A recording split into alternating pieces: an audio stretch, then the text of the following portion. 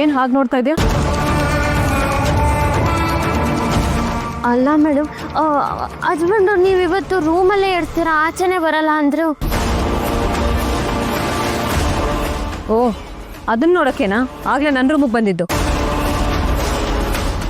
ಇಲ್ಲ ಅದಕ್ಕೆ ಏನಾದರೂ ಬೇಕಾ ಸ್ವಲ್ಪ ನೋಡ್ಕೊಳ್ಳಿ ಅಂತ ನಾನೇ ಹೇಳಿದ್ದೆ. ಓ ಹ್ಞೂ ಮೇಡಮ್, ಅದಕ್ಕೆ ನಾನು ಬಂದಿದ್ದು. ಆದರೆ ನೀವು ನೋಡಿದ್ರೆ ಕತ್ಲಲ್ಲಿ ಕೂದಲೆಲ್ಲ ಕೆದರ್ಕೊಂಡು ಕೂತಿದ್ರು. ನನಗೆ ಎಷ್ಟು ಭಯ ಆಗೋಯ್ತು ಗೊತ್ತಾ?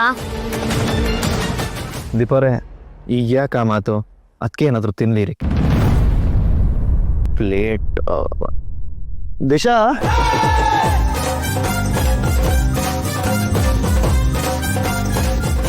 What is this Chiru? ಒಂದು ಸ್ವಲ್ಪ ಟೇಬಲ್ ಮ್ಯಾನರ್ಸ್ ಇಲ್ದ್ರೆ ಹೀಗೆ ತಿಂತಾ ಇದ್ದಾಳೆ ಅಂತ ಏನೋ ಅವ್ರಿಗೆ ಹಾಕಿ ತಿಂದ್ರೇ ಕಂಫರ್ಟ್ ಅಂತ ಅದಕ್ಕೆ. ದಿಶಾ, ಅವ್ರಿಗೊಂದು ಪ್ಲೇಟ್ ತಂದು ಕೊಡಿ. ಆಮೇಲೆ ಆಗಲೇ ಹೇಳಿದ ವೈಟ್ ಸಾಸ್ ಪಾಸ್ತಾ ಇನ್ನೂ ಬರಲಿಲ್ಲ. ಅದಕ್ಕೆ ವೈಟ್ ಸಾಸ್ ಪಾಸ್ತಾ ಇಷ್ಟ ಅಲ್ವಾ, ಅದನ್ನು ತಂದು. ಮೇಡಮ್, ನಾನು ಹೆಂಗೆ ಬೇಕಾದರೂ ತಿಂತೀನಿ. ನಾವಿಬ್ರು ಡೇಟಿಗೆ ಬಂದಿದ್ದೀವಿ. ರೀ, ಡೇಟ್ ಗೀಟ್ ಏನಿಲ್ಲ, ಸುಮ್ಮನೆ ಊಟಕ್ಕೆ ಬಂದಿದ್ದೀವಿ ಅಷ್ಟೇ.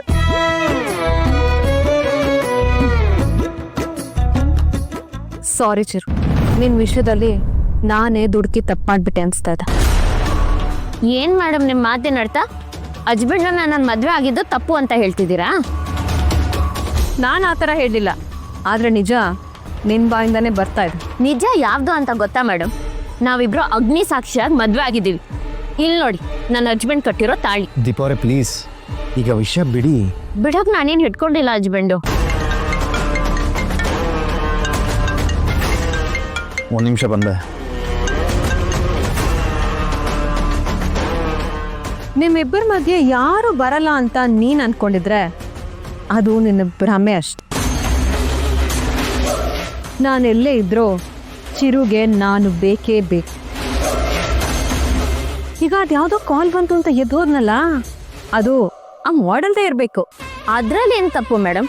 ಅವ್ರ ಜೊತೆ ಅವ್ರು ಮಾತಾಡಲೇಬೇಕು, ಅದವ್ರ ಕೆಲಸ ತಾನೆ. ಓ, ಅಷ್ಟೇ ಅಂತೀಯಾ?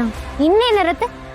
ಅದೇನೋ ಟೇಬಲು ಮ್ಯಾನರ್ಸು ಅಂತಿದ್ರಲ್ಲ, ಅದು ನಂಗಿಲ್ಲ ಅಂತ ನನ್ನ ಹಸ್ಬೆಂಡ್ ನನ್ನ ಜೊತೆ ಊಟ ಮಾಡೋದು ಬಿಡಲ್ಲ.